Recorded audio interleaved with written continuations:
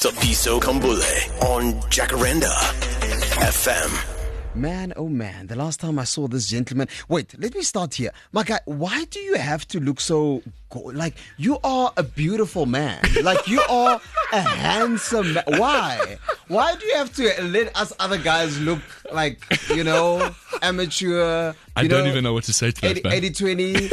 No, bro. Like the last time that I saw you, by the way, excuse me, listener, it's Lee Cole with us in the Jacaranda FM building. What's up, you beautiful people? Welcome, Lee. Welcome. Or should I say, boa tarde? Boa tarde. Exactly. Yeah, you got the accent on point. This is good. Oh, nice.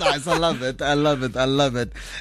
Lee's with us in the Jacaranda FM building. This guy, the last time that I saw him, or let me not say the last time, but I saw him on a stage, and it was a Portuguese festival at the Magusto. Man, you came on that stage, and all that I saw, bro, was a sea of goals. That's all. I can neither confirm or deny that statement, but I will be listening. I'm listening. Welcome. Thank you so much for joining thanks us. for having me, brother. It's an absolute pleasure to be here. My guy, you started off your music career at basically about the age of 10, because that's when you started singing, right? Yeah. And you started writing your own music here at about the age of 13. That's right. Yeah. If you could look back at that young guy to where you are right now, what should you say to him? You're not going to believe what happens. That's all I would say. I think when you're a young kid, you got all these dreams, and obviously, some people realize their dreams and some people just don't. It's life. But now that I'm here, I'm just like, it makes you, I think when you achieve these small goals along the way, it just makes you believe even more. And you're like, what else is possible? Oh, I love that, because you know what you're doing there? You're literally giving another guy hope. I can remember when I just started at the station, a gentleman by the name of Rian van Heerden, you know him very well. He said to me, Lally, don't become despondent. I was young, I wanted things to happen fast, and he was like, and don't become despondent. And now when I look back at that guy, I'm like, you have no idea what how right he was. Yes. Yeah. Don't hurry the process. It's coming. 100%. It's coming. Yeah. Look, man, they sometimes compare you to a Louis Capaldi, to a James Arthur, to a John Legend. How do you feel about that?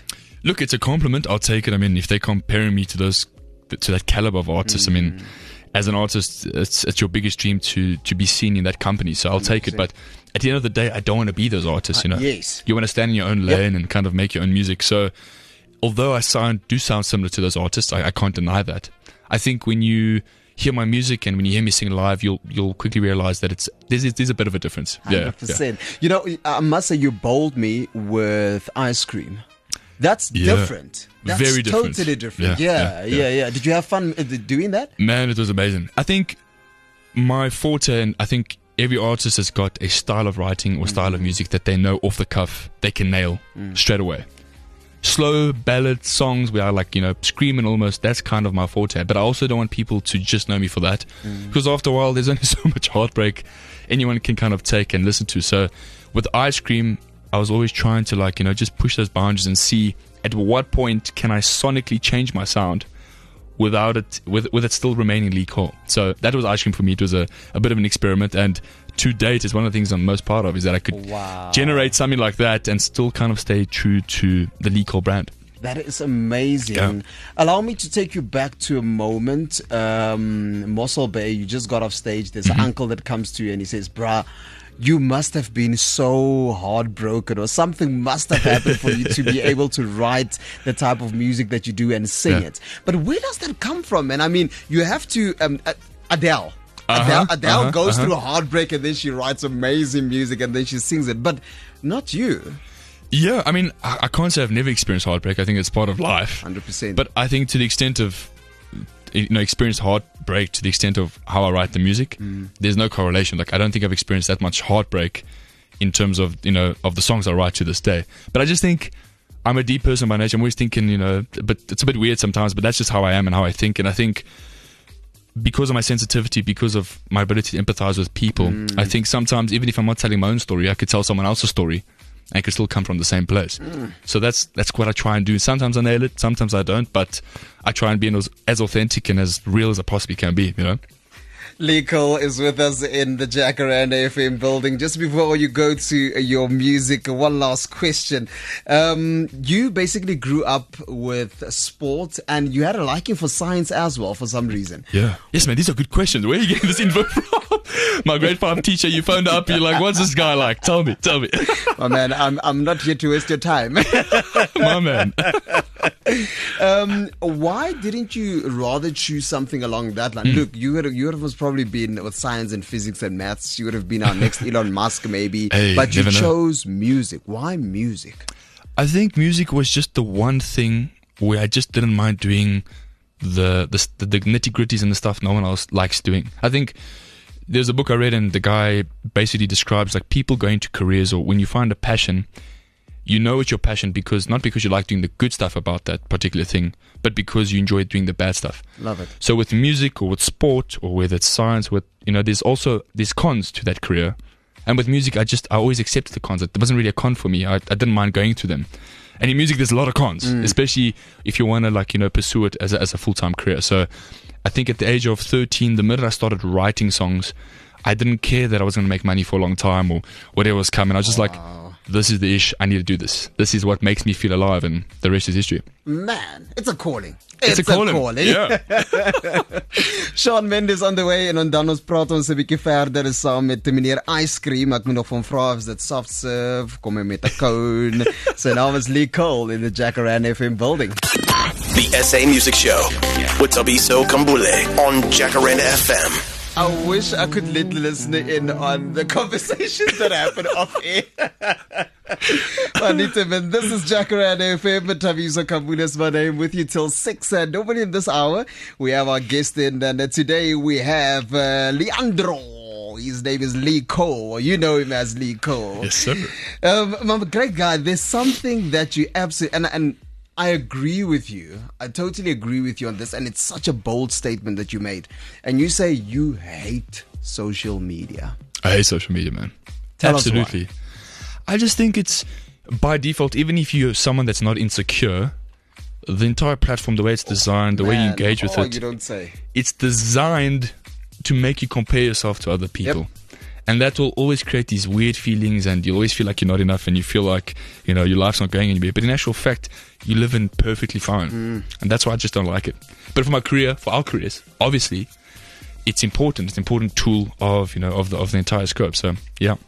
I was reading a book by Alex Hormozy, and it talks about how social media is such a thing that we should use to either market our businesses or to market us as brands. Yes. And that is very important. So you should concentrate more on being at the other side of the camera than in front of the screen. 100%. Which is very, very true. And I get caught up in that as well. Like comparing yourself, like, yes, this guy's doing so good. And that's why actually Rian ended up telling me, Lali, don't become despondent, because that's literally what we get from it. So I totally agree with that. Like social media, try and be the guy that uses it to actually upskill you and market yourself, and that's it. And don't get too attached. It's all smoke and mirrors. Just relax and just 100%.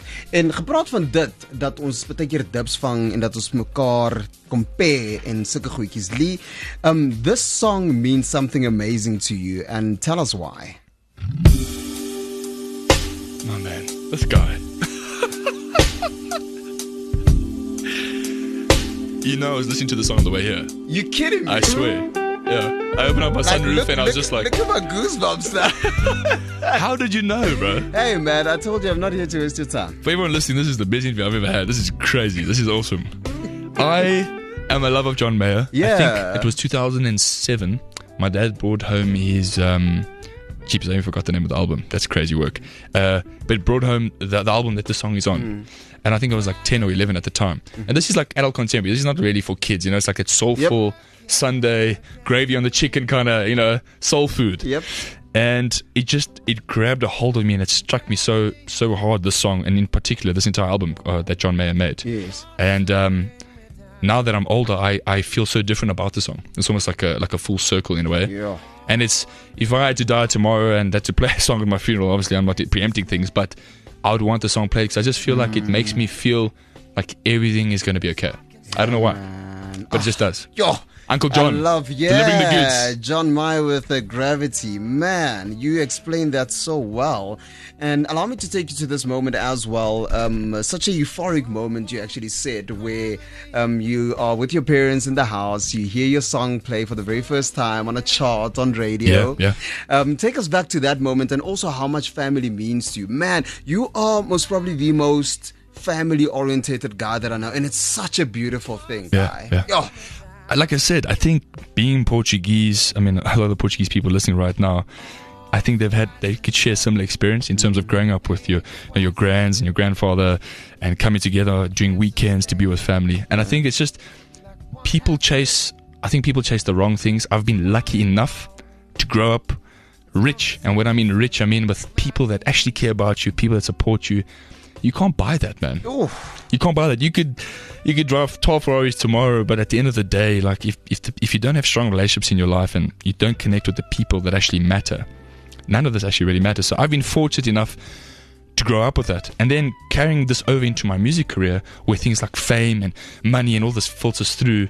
I just think it's helped ground me because I know what's actually important. So as I'm getting older now, I'm starting to realize how much more important family and love and just having good people in your corner, man. If you got good people in your corner, whether it's a friend, whether it's your mom, whether it's your dad, I think you're rich already. I think people just don't know. Thank you for reiterating that, and thank you so much for reminding us how important family is. And I wanna also chat about this, as that, you know, I heard this saying once from someone that says, I listen to Lee's songs just before I go to school. How does that make you feel? I mean, I can remember the songs that I also used to listen to before, before going to school and before getting dropped off. You know, how does that make you feel that you are making that music, man, that people can relate to in such a way? Man, it's surreal, and I think the cool thing about my career so far is that when things started going really well for me, when I kind of broke, I didn't have an indication or an idea of exactly how many people I was reaching until I did my first tour, which is only like a year and a half later because of lockdown. And when I went on tour, I got to meet a lot of people that were like, oh, my son loves your music. And I didn't even know these people existed. And I think hearing that statement that people are listening to my song going to school, it's surreal, man. It's surreal. Because whether it's one child listening to your music before school, or whether it's 100, you're doing your job, Baba. Yeah. You're doing your job. No, definitely. But you know you're doing your job, man. And you're doing it so well. Because, I mean, your music is listened to in South America, in Peru, in Brazil, in Argentina. Yeah. I mean, dude, like... I'll take it, man. I'll take it. I'll take it. Oh, man. It's Lee Cole in the Jacaranda FM building. Ons nog so een gedeeltjie saam met hom wat ons lekker saam met hom gaan chat. The SA Music Show with Tabiso Kambule on Jacaranda FM. And today we get to chat to Lee Cole. And as you know, hy het sy song hier so op ons playlist, en die song se naam is Ice Cream. Now I wanna know, how did that song come about? Want it's a very interesting title, I must say. Yeah, I was trying to kind of think what I was going to call the song, but the first words when I sang and when I wrote the song was, I've been melting away just like ice cream. And I'm like, oh, that sounds pretty cool. Like, you won't forget it. It's not like Lost Without You or something vague. So I was like, ice cream, just like Pink Dragons. Like, you're not forgetting that title. It's weird, it's whack, but you're not going to forget it. And I actually wrote the song last year. And I just had that piano, I just had that piano piece. And then it took me a while to kind of sculpt the song. And then after a while, I started writing the lyrics, and I sat on the song for like 5 months. And then one night, I won't lie to you, I'd spent 7 hours trying to write these lyrics, and nothing was coming. And in a window of 15 minutes, all the lyrics came. Whoa. And that's the crazy thing about songwriting, is that you just never know when you're going to be blessed with that divine source. You know, it's you never know when you're going to download the right thing. So, and in 15 minutes, I wrote the lyrics, and I knew, I was like, okay, this is cool, this works. And then the more I was producing it, the more it was like, oh, this is very different, like you said, you know, it's very different. And the more I played for people who were like, no, Lee, this is cool, this is different. So I was like, okay, well, let's give it a bash. And that's the story of Ice Cream. Well, thank you, man. Thank you. Blessed us with that song. It's on our chart as well, which is absolutely amazing.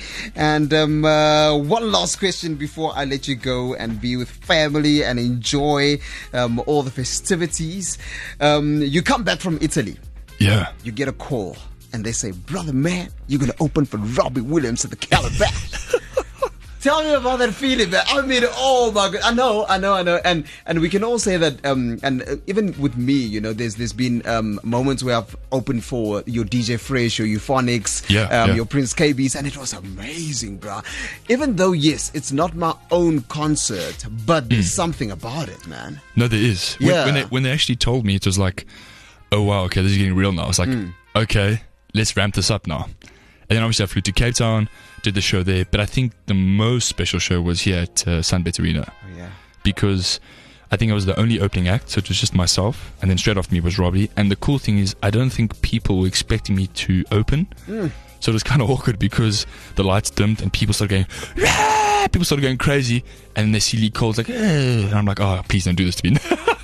I'm going on stage. Please. And I promise you, man, like the crowd entertained me and engaged me as if I was Robbie Williams, and I felt like a superstar, man. I'm so grateful. It was like one of the most amazing things I could ever experience, because Sunbet Arena was a sold-out show, and people were just so hyped to see me, and I was so grateful. I was like, well, thank you for having me. That moment made me realize I need more of this. That was like it for me. It was unbelievable. What a story. And you're right, Ryan. Thank you so much for your vulnerability, man. Because you get on there and you're like, I know I'm not the main act, but I'm going to go give my 110%. Yeah. Man. And it's like, you know, in this career, I think you speak to any artist, like you've got to have confidence in yourself. So as much as I could see people uncertain, oh, who's this guy? Who's this cat coming on stage? Like, we want Robbie, we don't want Lee Cole. But I always trust myself, like, I just hear me sing one line, please. Aunties and uncles, just give me a chance. Yeah. And then the minute I sang the first line, I think the crowd settled and like, okay, let's give this guy a shot, I love it. What an experience. Because you've done Ronan Keating as well as Calum Scott. Yeah. Which is also incredible. And it's so mind-blowing that obviously you're an artist, Calum Scott's an artist, Robbie Williams an artist, but they have elevated and grown their careers to the point where all these people are coming to see them, and then you think to yourself, you're like, I also want this. Is it that impossible? Like, you know, you start dreaming again. That's all. You have to be a dreamer, man. You have to. Come on, man. No, they normally say when God isn't in the neighborhood, it means He's coming to you next. So yeah. I'm waiting by the door. It's gonna love it. Lee, where can we find you on social media? Everywhere. Instagram, Facebook, TikTok, YouTube. Just search Lee Cole Music, at Lee Cole Music, and you'll find me. Okay. Yeah. Thank you so much for gracing us with your time. No, thank you for having me, man. Enjoy Mother's Day, enjoy family, and we'll see you again soon. Beautiful. Thank you. Lekker. Jacaranda FM, it is home of more music you love. We are about to get into the SA Music Countdown, but before that, I've got Colby for you. Tabiso Kambule on Jacaranda FM.